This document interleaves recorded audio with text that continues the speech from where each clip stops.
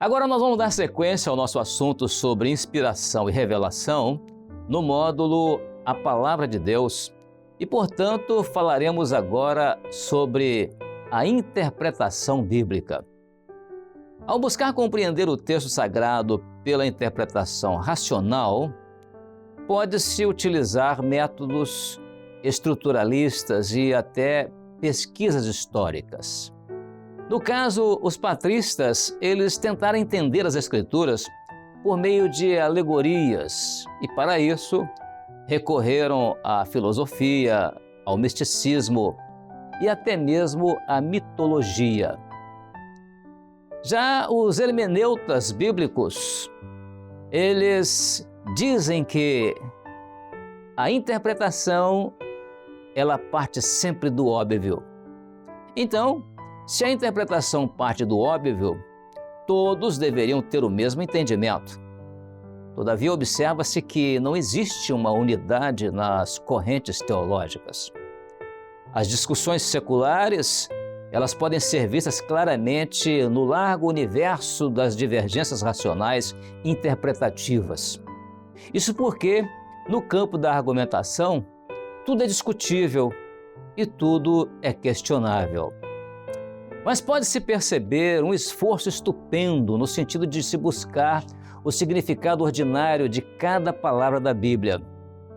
Porém, a mente humana só ela consegue alcançar o lógico, o racional, o perceptível, o temporal e o natural.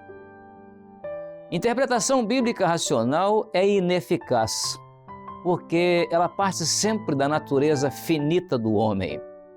Ela busca em vão o inatingível, o insondável e o inescrutável. E esta foi a expressão do apóstolo Paulo, quando ele disse na carta aos Romanos, no final da carta, no capítulo 11, ele vai dizer assim: ó profundidade das riquezas, tanto da sabedoria como da ciência de Deus. Quão insondáveis são os seus juízos e quão inescrutáveis os seus caminhos. Paulo escreveu isso aos Romanos no capítulo 11, verso 33. A interpretação literal dos textos bíblicos, ainda que seja realizada com certo rigor técnico, jamais compreenderá a mente do autor da palavra. E no verso seguinte, o apóstolo Paulo completa com uma pergunta. Ele diz assim: porque quem compreendeu a mente do Senhor? Ou quem foi o seu conselheiro?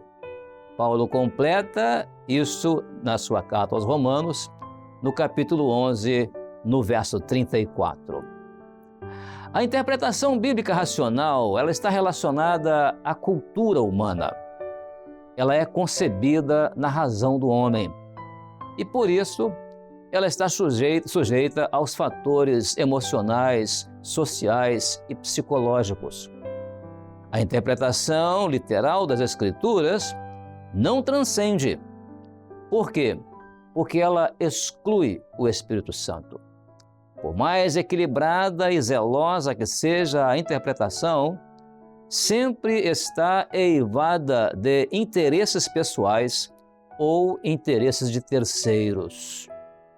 Ainda que proveniente da cultura, ela é relativa e temporal.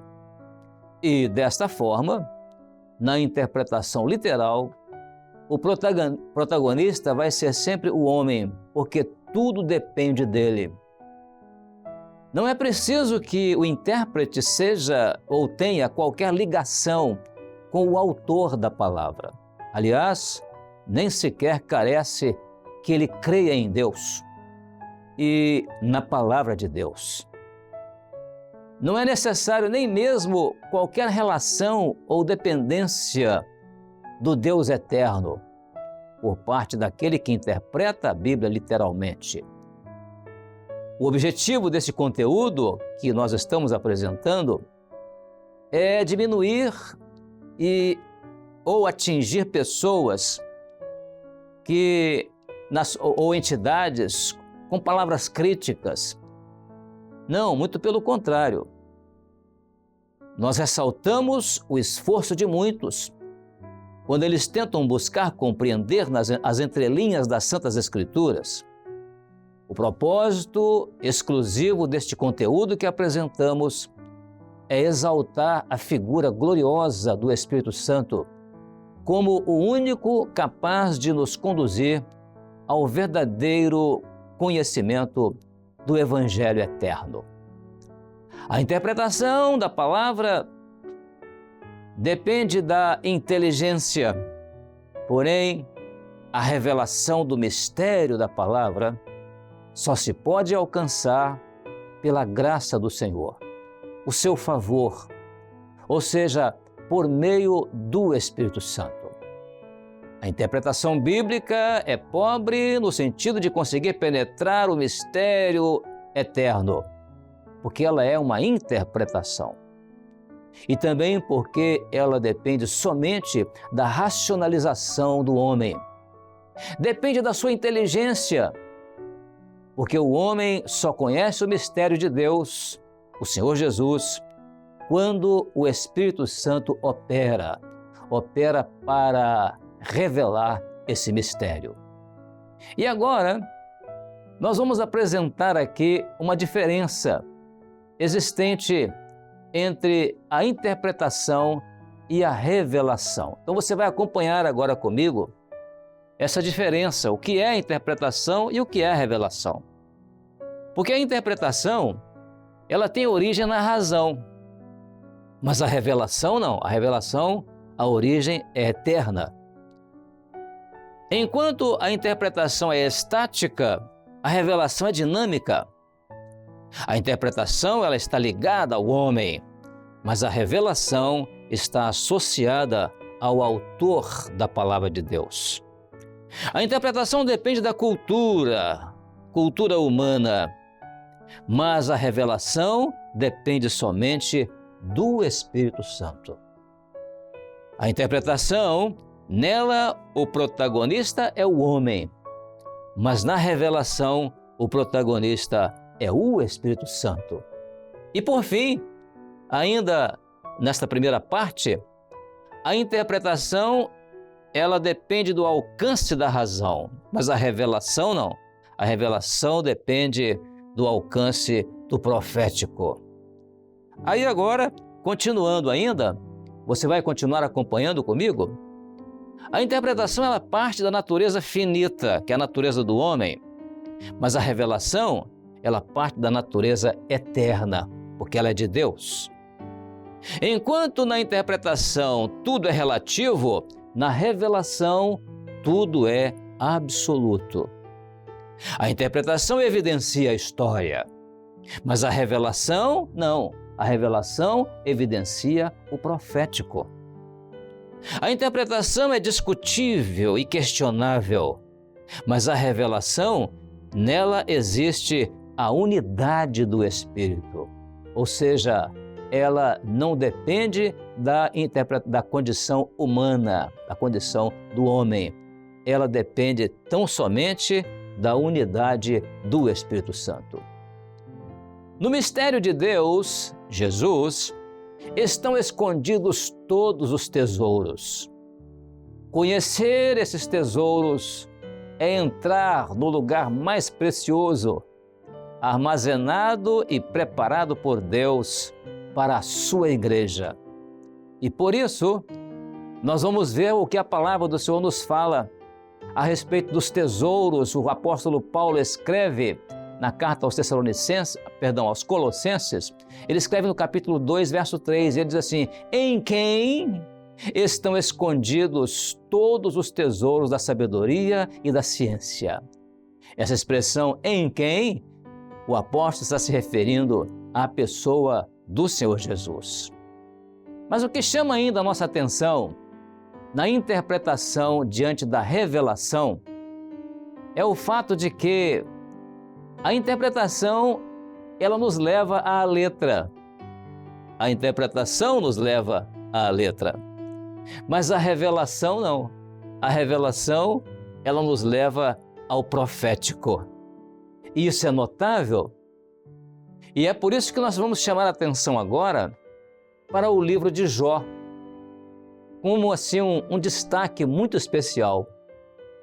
E particularmente as palavras de Eliú, quando ele fala para Jó, ao ver a situação de Jó caminhando para a sepultura, ele apresenta a Jó uma condição para que tal fato não sucedesse.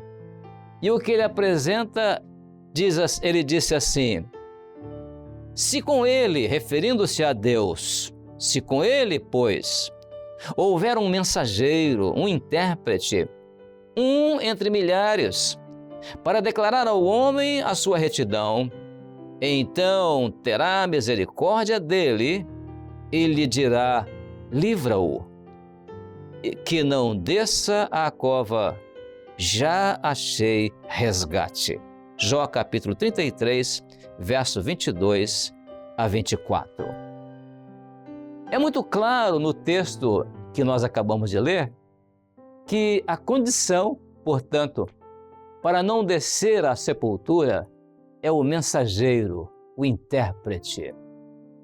Estar presente para declarar ali ao homem, o mensageiro está presente e o intérprete está presente para declarar ao homem o que convém a Deus, que é a retidão.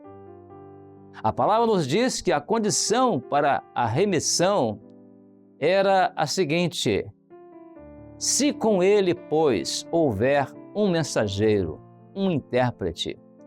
E nós queremos ressaltar aqui que o texto utiliza os nomes mensageiro e intérprete como sendo uma mesma pessoa. Houver um mensageiro, um intérprete. Assim, o mensageiro que inspirou o sopro redentor de Deus na Escritura Sagrada é o único que tem autoridade para interpretá-la, ou seja, dar a revelação a ela, isto é, revelar o mistério eterno da salvação de Deus ao homem. E só existe ele, porque a palavra do texto que lemos diz assim: um entre milhares. Então, a misericórdia, ela é resultante da presença e da operação do mensageiro, que também é o intérprete. A atitude de Deus, proveniente da misericórdia, ela se expressa através de uma determinação ao mensageiro e ao intérprete. E a determinação é esta: livra-o. Então, a misericórdia é o favor gracioso de Deus para impedir que se cumpra no homem aquilo que ele merece, que é a morte, é ir para a sepultura. Então, diante disso, nós concluímos que na interpretação nós poderíamos abordar vários assuntos interessantes, inclusive desta passagem bíblica. Por exemplo, poderíamos abordar assuntos de família, de casamento, de convívio social, isso na interpretação, apenas no literal. E isso entre tantas outras formas de abordagem. Mas somente a revelação do Espírito Santo, ela pode descortinar as histórias proféticas da igreja registradas, não só neste texto, mas também em outros, como por exemplo, nas bodas de Caná da Galileia. O aspecto profético do texto ali das bodas de Caná da Galileia vai tornar evidente toda a trajetória da igreja, desde o início dela, as suas lutas, até o grande dia do arrebatamento da igreja. E até mesmo o vinho referido ali, o vinho que tira o homem da sua própria razão, e também aqueles que se embriagam do Espírito Santo, eles são também retirados da sua própria razão e são movidos pelo Espírito Santo. A ponto de o apóstolo Paulo expressar dizendo: não vos embriagueis com o vinho em que há contenda, mas enchei-vos do Espírito Santo. Paulo escreve isso aos Efésios, no capítulo 5, verso 18. E nós poderíamos encerrar aqui este capítulo com a palavra de Paulo, que ele escreveu aos Colossenses, que ressalta que em Jesus, o nosso Redentor, o mistério de Deus revelado pelo Espírito Santo, ou seja, em Jesus, estão escondidos todos os tesouros da sabedoria e da ciência. E a palavra do Senhor diz assim, então: para que os seus corações sejam consolados e estejam unidos em amor e enriquecidos da plenitude da inteligência, para conhecimento do mistério de Deus e Pai, e de Cristo, em quem estão escondidos todos os tesouros da sabedoria e da ciência. Colossenses capítulo 2, versos 2 e 3. Nós então reiteramos que não basta a questão de interpretar o texto racionalmente. A descoberta do mistério, do segredo que é encoberto por Deus, é um processo dinâmico. Os segredos da palavra de Deus, eles são descortinados para a igreja que vive a expectativa do maior evento da sua história. E esse evento é o arrebatamento da igreja. Por isso, agora finalmente, se você necessitar de algum recurso para consultar a respeito deste assunto, nós temos este recurso: a palavra de Deus. Você vai abrir a palavra de Deus e o Espírito Santo vai completar aquilo que tem para acrescentar, né, no seu aprendizado, no ensino, toda a capacitação bíblica necessária. Louvado seja Deus. Eu quero então agora, encerrando aqui esta parte, desejar que tudo isso contribua para o bem e para o enriquecimento do conhecimento de Deus através do Espírito Santo. Que Deus então assim nos conceda a bênção do Senhor.